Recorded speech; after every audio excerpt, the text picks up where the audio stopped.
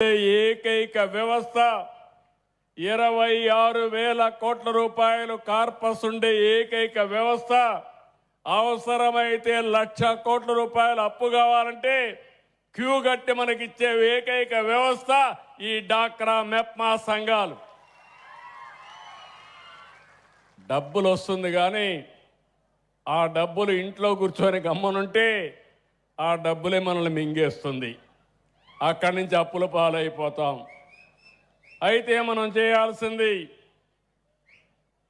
1,13,00,000 కుటుంబాలంటే కుటుంబానికి ముగ్గురు వేసుకుంటే దగ్గర 3,40,00,000 మంది మార్కెట్ ఉన్నారు. మీరు తయారు చేసిన వస్తువులు మీరు తిన్నా మీరు వాడిన 3,40,00,000 మార్కెట్. మనం బాగా చేయగలిగితే, క్వాలిటీ చేయగలిగితే, అది అమ్మగలిగితే ఒకసారి ఊహించుకోండి.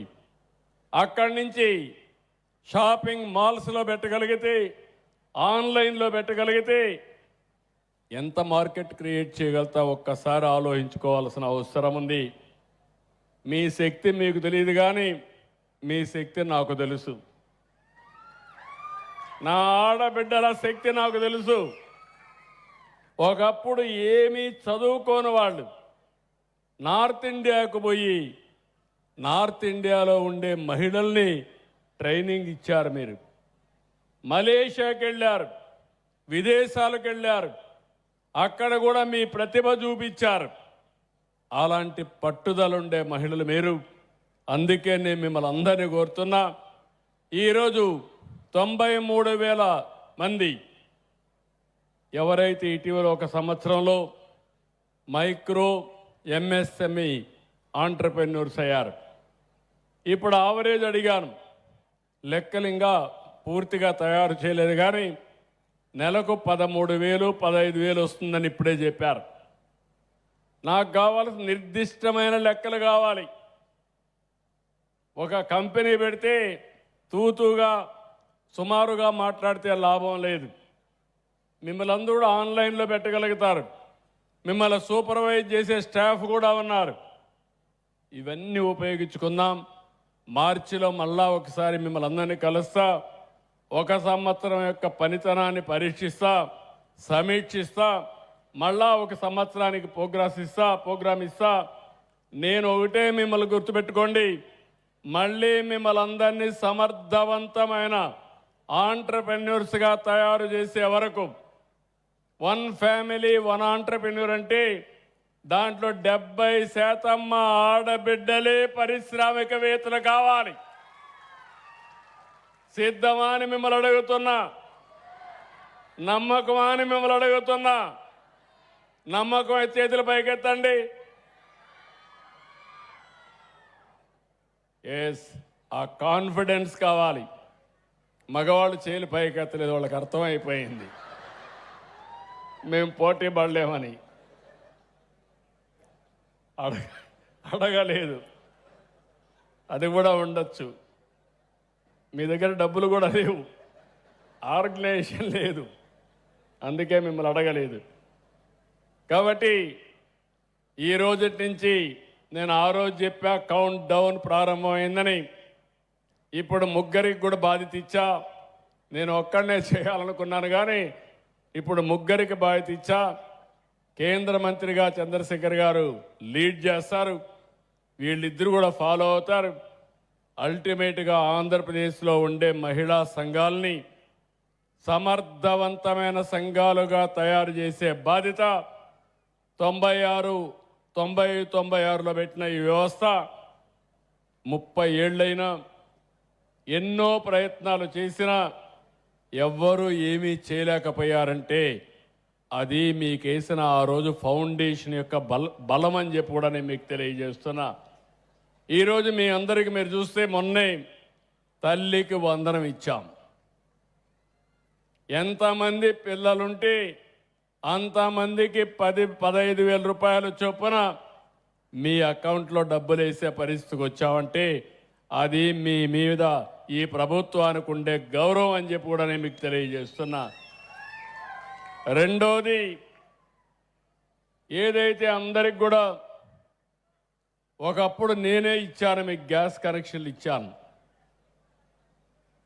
కట్టెల పొయ్యిలో మీరు కష్టపడతా ఉంటే మిమ్మల్ని చూసిన తర్వాత బాధ కలిగి మా తల్లి పడిన బాధ మిమ్మల్ని మా ఆడబిడ్డల్లో చూడకూడదని ఆ రోజే నేను గ్యాస్ స్టవ్లంతా మీకు అందరికి ఇచ్చే సిలిండర్లు ఇచ్చా. ఇప్పుడు కొంతమంది ఖర్చు పెట్టుకోలేకపోతే 3 సిలిండర్లు ఉచితంగా ఇస్తున్నాం. దేశంలో ఎక్కడా లేని విధంగా చేశాం. నిన్న మొన్న మీరు చూస్తే 1 సంవత్సరం నుంచి స్త్రీ శక్తి ఉచిత ప్రయాణ సౌకర్యం. ఈరోజు ఇక్కడ వచ్చిన ఆడబిడ్డలందరూ దర్జాగా ఫ్రీగా ఆర్టీసీ బస్ ఎక్కి ఇక్కడికి రాగలిగారు. మీరు ఎక్కడికి పోవాలన్నా ఫ్రీగా తిరిగే స్వేచ్ఛ మీకు వచ్చింది. ఎక్కడన్నా ఒక పని చేసుకొని రావాలన్నా, లేకపోతే ఇంకొక పక్కన ఒక దేవాలయానికి పోవాలన్నా, మసీదుకు పోవాలన్నా, లేకుంటే మీ తల్లిని చూడాలన్నా, లేకుంటే మీరు స్వేచ్ఛగా ఎక్కడికి పోవాలన్నా తిరిగే స్వేచ్ఛనిచ్చాం. ఇప్పుడు నేను ఆలోచించేది, ఇవన్నీ కూడా మీ గౌరవాన్ని పెంచుతాయి, మీ అవసరాలు కొంతవరకు తీరుస్తాయి, మీ ఇబ్బందులు తొలగిస్తాయి. ఇంకా సమాజంలో మీకు ప్రత్యేకమైన గుర్తింపు రావాలంటే మీరు 10 రూపాయలు వేరే వాళ్ళకి ఇచ్చే స్థాయికి మీరు ఎదగాలి. అందుకే 1 ఫ్యామిలీ 1 ఆంటర్‌ప్రెన్యూర్ అంటున్నా. ప్రతి నెల నేను మీటింగ్ పెట్టుకుంటా, స్పష్టమైన ఆదేశాలు ఇస్తా.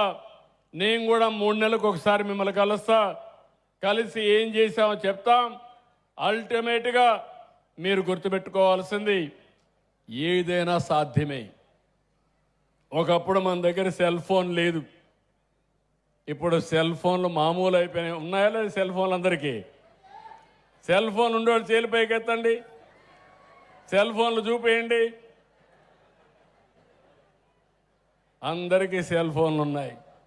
ఇప్పుడు నేను కూడా ముందు మారికి కాకుండా అన్ని పనులు ఆన్లైన్లో చేసేస్తున్నా. మీరు ఏ ఆఫీసుకు పోయే పని లేదు. మన మిత్ర ఒక్కసారి కొట్టి మీకు ఏం కావాలని చెప్తే మీ పనులన్నీ అయిపోతాయి. బస్ స్టేషన్లో బస్ టికెట్ బుక్ చేసుకోవాలన్నా ఇప్పుడు మీకు అది కూడా అవసరం లేదు. నేరుగా బస్ ఎక్కి దర్జాగా వెళ్ళిపోవచ్చు. ఎక్కడికి పోవాలన్నా, ఎక్కడ ఏ పని కావాలన్నా దర్జాగా అన్నీ కూడా ఆన్లైన్లో అయిపోయే పరిస్థితి వస్తూ ఉంది. రాబోయే రోజుల్లో డాక్రా సంఘాలు వ్యాపారాలు చేయాలంటే మీరు వ్యాపారంలో కూడా బుక్ చేసుకోవాలన్నా, వాస్తవాలు తెలియాలన్నా, ఆన్లైన్ కోర్సెస్ తీసుకోవాలన్నా, లేకపోతే ఏదైనా మెసేజ్లు చదవాలన్నా అన్నీ కూడా వచ్చేసాయి. ఒకవేళ మీకు టైప్ చేయడం తెలియకపోతే మీరు మాటల్లో మాట్లాడితే అది కూడా ట్రాన్స్లేట్ చేసే వ్యవస్థకు తీసుకొస్తున్నాం. మనం అందరం కూడా ఒకప్పుడు ఐటీ మాట్లాడాను, ఇప్పుడు ఏఐ మాట్లాడుతున్నాం, ఆర్టిఫిషియల్ ఇంటెలిజెన్స్ మాట్లాడుతున్నాం. అప్పుడంతా కూడా కొంతవరకు పనులన్నీ కూడా చేశాం. ఇప్పుడంతా మీరు చూస్తే నెక్స్ట్ క్వాంటమ్కి వెళ్తున్నాం. రేపు రాబోయే రోజుల్లో మీకు ఒక ఏఐ డాక్టర్ వస్తాడు.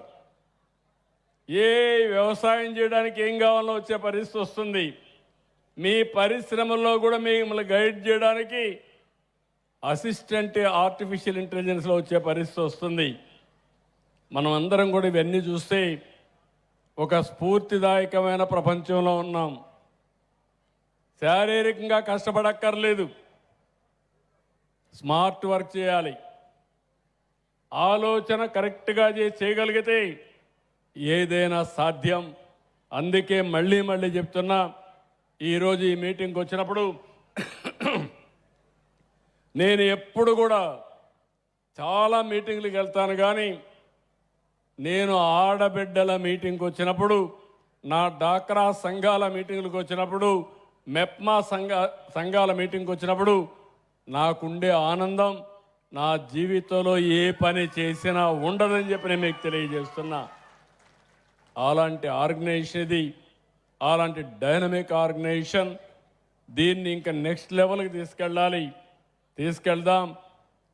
మనీ అనేది సమస్య కాదు. మీకు ఏం కావాలని ఇవ్వడానికి నేను సిద్ధంగా ఉన్నా. ఒక అన్నగా చెప్తున్నా, ఒక తమ్ముడుగా చెప్తున్నా, మా ఆడబిడ్డలను ఆదుకునే బాధ్యత నాది.